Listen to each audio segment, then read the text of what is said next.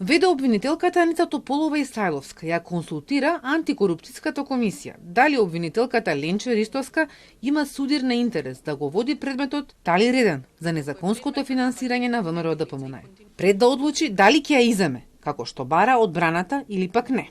Во меѓувреме закажаните термини за судење пропаѓаат. Денеска по трет пат не се одржа рочиштето за Талир 1, каде партијата е заинтересирана страна.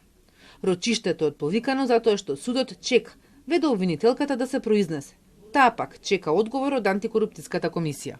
Со цел донесување одлука по поднесеното барање, веде јавниот обвинител на Република Северна Македонија побара мислење од Државната комисија за спречување на корупцијата во однос на постоењето на судирни интереси во конкретната ситуација.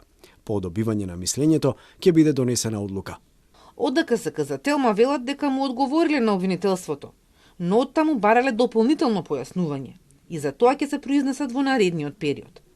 Бранителите на обвинетите, екс-функционери од ВМРО ДПМН, побараа иземање на Ристовска уште на 29 јануари, затоа што се сомневаат во незината непристрасност, откако таа поднесе тужба за клевета против ВМРО ДПМН. Ристовска уште тогаш рече дека смета дека постапува објективно и според неа, обвинетите не сакаат таа да биде обвинителка во случајот и по трет пат бараат нејзино иземање. Ристовска го води и предметот Талир 2 за партиското седиште, каде обвинет екс-премиерот Груевски и партијата ВМРО ДПМН.